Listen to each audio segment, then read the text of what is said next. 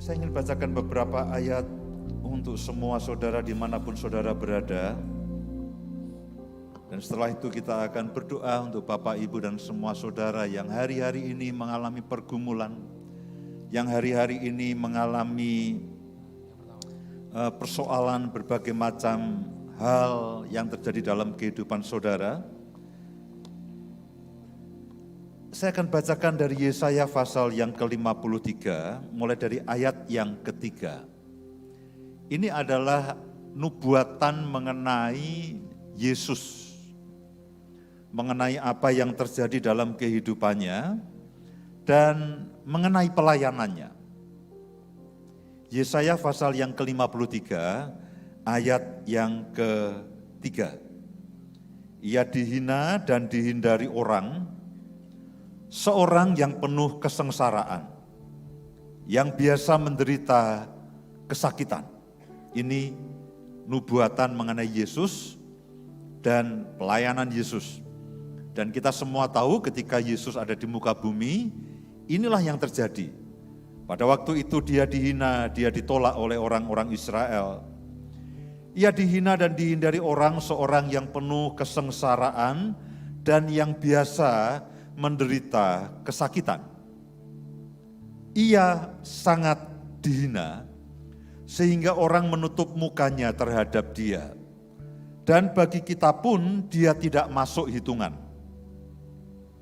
Tetapi sesungguhnya penyakit kitalah yang ditanggungnya. Sesungguhnya penyakit kitalah yang ditanggungnya. Penyakit apapun. Penyakit dalam jasmani kita, jiwa kita, bahkan roh kita. Dan kesengsaraan kita yang dipikulnya.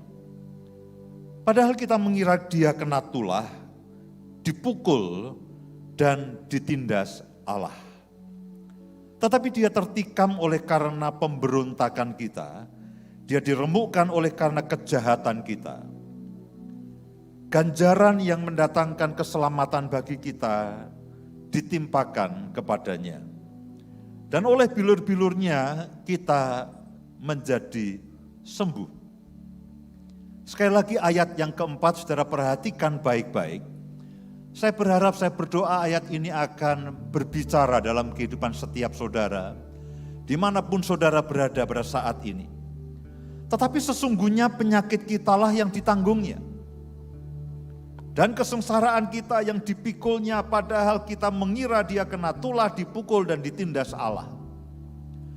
Pada waktu Yesus datang nanti yang kedua kalinya, dia akan menjadi raja yang akan menghakimi dan yang akan memerintah.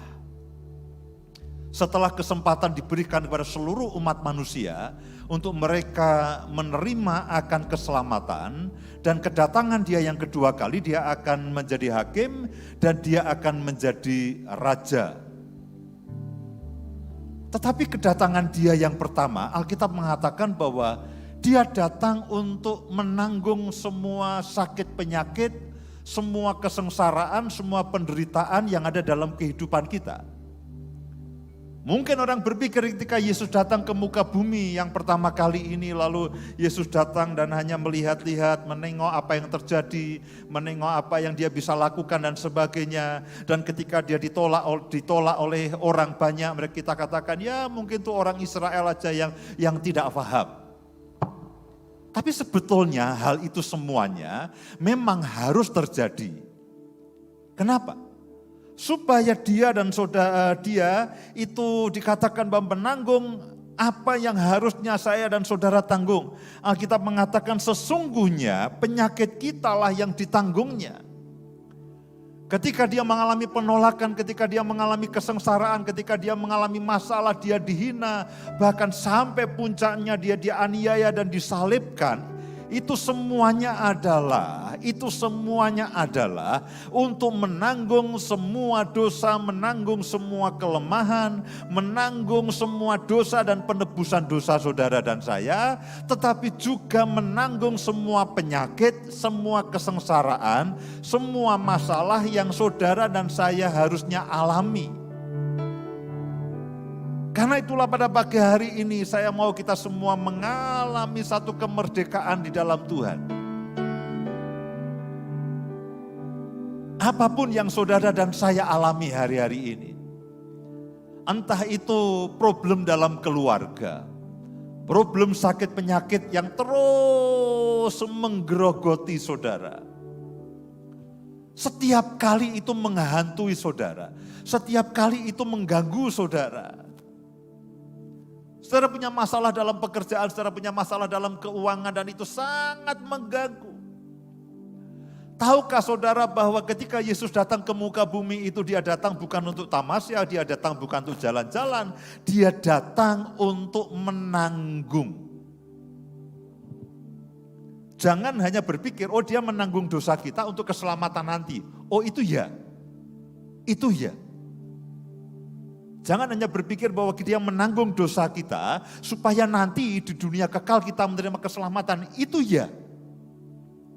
Tapi kalau saudara perhatikan kisah Yesus, apa yang dia lakukan di dalam kitab Injil, dikatakan bahwa dia selalu dikerumuni oleh orang-orang yang susah. Dia selalu dikerumuni oleh orang-orang yang punya persoalan. Dia selalu bersama-sama dengan orang-orang yang sakit. Dan Alkitab mengatakan mereka semua dilayani dan mereka semua disembuhkan. Orang Farisi tidak suka. Kenapa orang-orang ini datang kepada Yesus? Kenapa orang-orang ini berkerumun sekeliling Yesus? Orang Farisi tidak suka, ahli Taurat tidak suka. Tapi Yesus katakan, aku datang untuk melayani.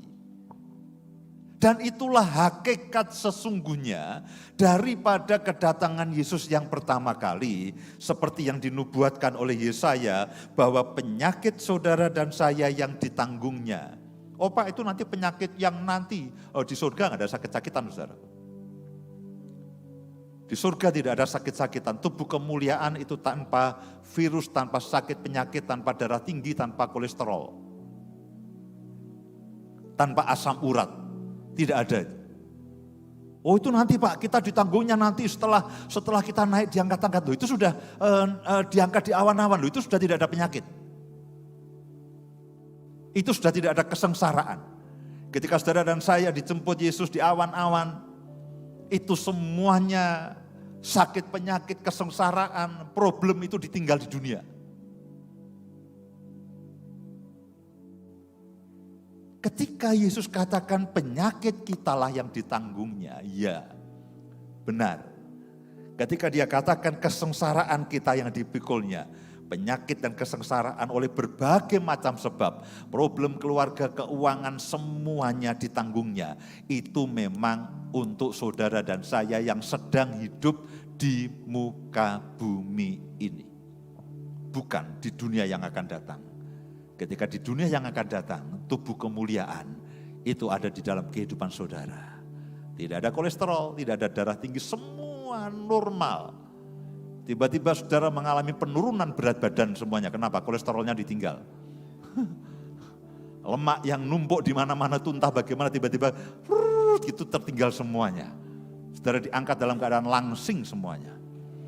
Ideal semuanya, bagus. Memang ketika Yesus katakan bahwa kesengsaraan kita yang ditanggungnya itu adalah pada waktu saya dan saudara itu ada di muka bumi ini sekarang ini. Saya berharap bahwa firman ini akan diwahyukan dan menjadi rema dalam kehidupan saudara sehingga hari-hari ke depan ini saudara akan mengalami akan campur tangan Tuhan dalam kehidupan saya dan saudara.